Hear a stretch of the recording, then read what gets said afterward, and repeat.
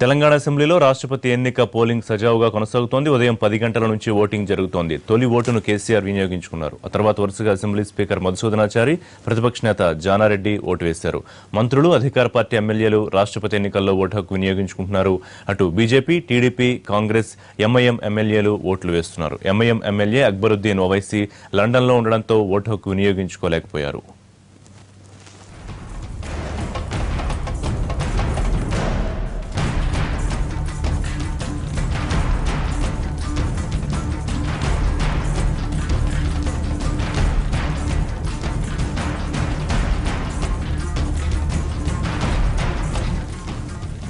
Governor నరసింహన్తో CM KCR సమావేశమయ్యారు. అసెంబ్లీలో vote వేశాక సీఎం రాజ్భవన్కు వెళ్లారు. రాష్ట్రపతి ఓటింగ్ను గవర్నర్కు వివరించారు. అలాగే రాష్ట్రంలో తాజా రాజకీయ పరిణామాలను వివరించినట్లు తెలుస్తోంది.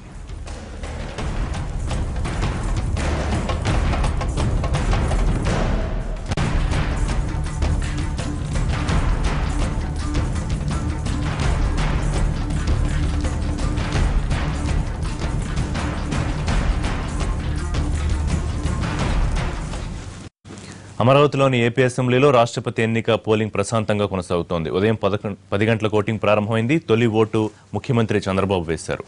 ఆ తర్వాత ఓటు స్పీకర్ కోడెల శివప్రసాద్ వినియోగించుకున్నారు. పలువురు మంత్రులు, ఎమ్మెల్యేలు ఓట్లు వేశారు. ప్రతిపక్ష జగన్, వైసీపీ ఎమ్మెల్యేలు ఓటు హక్కు వినియోగించుకోవడానికి అసెంబ్లీకి చేరుకున్నారు.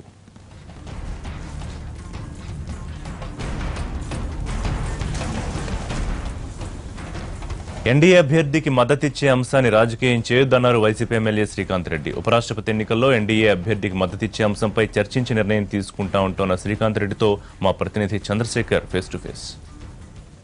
వైసీపీకి సంబంధించిన ఎమ్మెల్యేలందరూ కూడా వైసీపీ అధినేత జగన్మోహన్ రెడ్డి నేతృత్వంలో అసెంబ్లీకి చేరుకోవడం జరిగింది. సో ఈ నేపథ్యంలో మరి కాసేపట్లో వైసీపీ అధినేత జగన్ అలాగే ఆ పార్టీకి సంబంధించిన ఎమ్మెల్యేలందరూ కూడా ఓటు హక్కు వినియోగించుకోబోతున్నారు. ప్రస్తుతం మనతో మాట్లాడేందుకు వైసీపీకి సంబంధించిన సీనియర్ నేత ఎమ్మెల్యే శ్రీకాంత్ రెడ్డి ఉన్నారు. ఆయన అడిగి తెలుసుకుంది. సార్ చెప్పండి, ఏ రాష్ట్రంలో లేని పరిస్థితి అటు అధికార పక్షం ఇటు ప్రతిపక్షం రెండు కూడా ఒకే అభ్యర్థికి మద్దతు ఇస్తున్న పరిస్థితి కనిపిస్తుంది. సో దీని మీద మీరేమంటారు?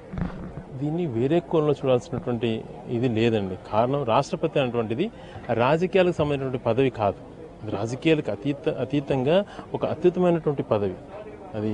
ఆ పదవిలో ఎటువంటి రాజకీయాలకు లోబడి కాకుండా రాజకీయాలకు అతీతంగా నిర్ణయం తీసుకుంటేనే బాగుంటుందన్నది మా ఉద్దేశం. గతంలో కూడా మేము ప్రణబ్ ముఖర్జీ గారికి ఆ రీతినే మద్దతు పలికాం. ఇప్పుడు కోవిద్ గారికి కూడా మేము సపోర్ట్ చేయడం అది అంటే ఆల్రెడీ ఎలాగ మెజారిటీ ఉన్నటువంటి స్పష్టంగా తెలుస్తోంది. అంటే గొప్ప పదవిలోకి వెళ్ళేటప్పుడు ఎందుకు దాన్ని రాజకీయం చేయడం అటువంటిది ఒక ఉద్దేశం తప్పితే, గతంలో తనకు ఉన్నటువంటి రిమార్క్స్ కొన్ని కొంతమంది సోదరులు అడుగుతున్నారు. ఆ రిమార్క్స్ మేము క్యాండిడేట్ అనౌన్స్ కాకముందే మా మద్దతు తెలపడం జరిగింది. ఇప్పుడు కూడా ఆ పదవులకు వచ్చినటువంటి వాళ్ళు అటువంటి వాటికి పోరు అటువంటిది మా ధైర్యం. కంపల్సరీ మనకి ఏదైతే రాజ్యాంగంలో ఉన్నటువంటి దాన్ని కట్టుబడి ఉంటూ ఆ పదవికి ఇవ్వాల్సినటువంటి గౌరవాన్ని, ఆ పదవి దక్కించుకున్నటువంటి వాళ్ళు కూడా అద్భుతమైనటువంటి స్థాయిలో ఉన్నటువంటి వ్యక్తులు వాళ్ళు కూడా కరెక్ట్గా ఉంటారు అని చెప్పేటువంటిది మా అభిప్రాయం అండి. రాష్ట్రపతి ఎన్నికల్లో ఏ విధంగా అయితే ఎన్డీఏ అభ్యర్థికి మద్దతు ఇచ్చారో ఉపరాష్ట్రపతి ఎన్నికల్లో కూడా మద్దతు ఇచ్చే పరిస్థితి ఉంటుందా? వెంకయ్య నాయుడు ఆయన పేరు బాగా ప్రచారంలో ఉంది. సో దీని మీద మీరేమంటారు? ఇదే తరహాలో రాష్ట్రపతి ఎన్నికల తరహాలను ఉపరాష్ట్రపతి ఎన్నికలను మద్దతు ఇస్తారా? రాష్ట్రపతి అన్నటువంటి స్థాయిలో ముందుగా చర్చ జరిగినప్పుడు దానిపైన మేము మద్దతు ప్రకటించారు. ఇంకా ఉపరాష్ట్రపతి అన్నటువంటిది ఇంతవరకు మా పార్టీలో జరగలేదండి, చర్చ జరగలేదు.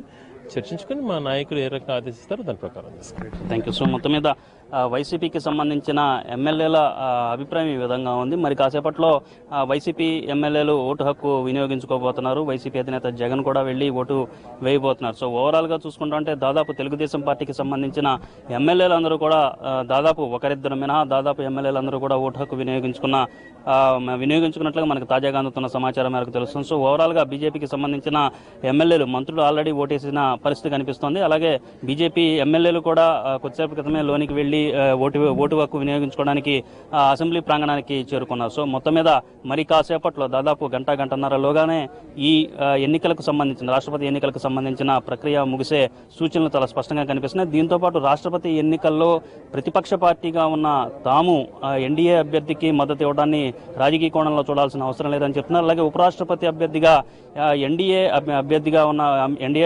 వెంకయ్యనాయుడు పేరు ప్రచారంలో ఉంది కాబట్టి దాని మీద పార్టీలో చర్చించిన తర్వాత ఒక నిర్ణయం తీసుకుంటామని చెప్పి శ్రీకాంత్ రెడ్డి చెప్తున్నారు. కెమెరామెన్ లక్ష్మణ్తో చంద్రశేఖర్, ఎన్టీవీ.